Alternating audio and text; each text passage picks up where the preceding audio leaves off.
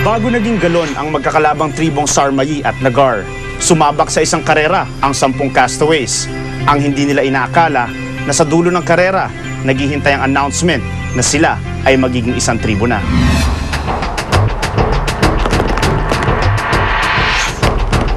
Survivors ready! Go! Iba't ibang hamon ang hinarap ng castaways nang umikot sila sa bayan ng Ranong.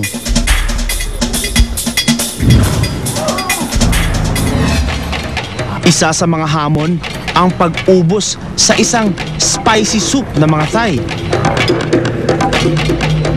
Dito sa Ranong Pigment Market, nasubukan ko mismo ang soup na ito at isang subo pa lang. Kung di kayang maubos ng mga castaways, pwede na ito ipaubos sa kanilang mga katribo. Kapag naubos na, tubig muna.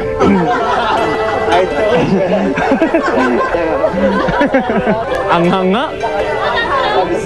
Konti pa lang yun, ha? Naunang nakarating sa last station ng challenge ang tribong Nagar. Dito rin nalaman ng castaways na wala na ang dati nilang mga tribo. All of you now belong to one tribe. Pangalan ng bago ninyong tribo, Galon, means the mighty eagle warrior. Pero ngayong gabi is your night to celebrate. Cheers! Individual reward challenges naman ang kinailangang ipanalo ng castaways. Kung dati, tribe versus tribe ang labanan. Pagkatapos ng merge, head-to-head na ang naging sistema. Welcome sa inyong kauna-unahang reward challenge bilang tribong Galon. Simulan na natin. Sinagot ng castaways ang mga intrigang hatid ni Manay Lolit. Don't lie to me. Nagtanan ka daw dati, Ira. Totoo ba yan? Kapag nagsinungaling sino man sa kanila, malalaglag ang kanilang gamit sa tubig. Pero naipanalo ni Sulen at Ira ang reward challenge na ito at pinili nilang isama sa isang private resort sa Kopayam sina Elma at Moy. Moy, damdamin mo na. Bukas wala na yan. Halika na dito.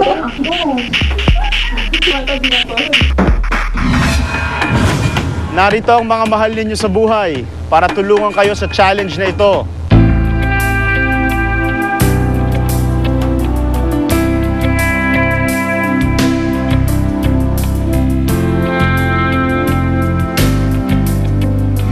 Para sa isang Phuket trip kasama ang mahal sa buhay. Naglaban-laban ang castaway sa reward challenge na unang kagat. And the winner is Akihiro and Hideo!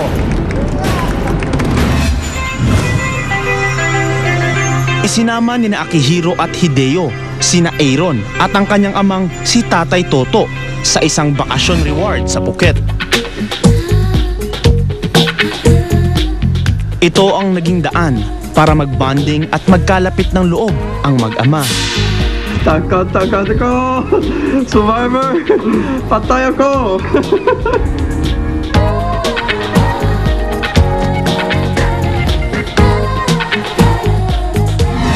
Mga paboritong panghimagas naman ang reward sa castaways sa challenge na patalbugan.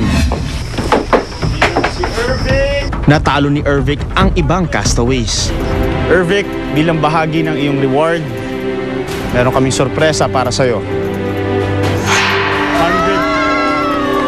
100,000 pesos.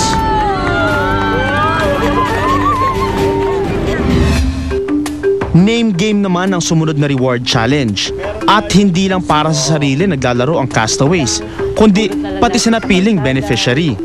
Inihatid ang balitang ito ng News and Public Affairs host na si Jessica Soho.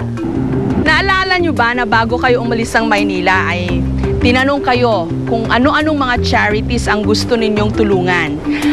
Eto na ang pagkakataon para sila'y matulungan nyo at masuportahan.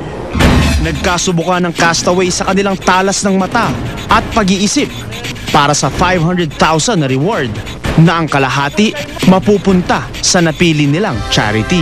After 21 minutes, Moy wins the reward!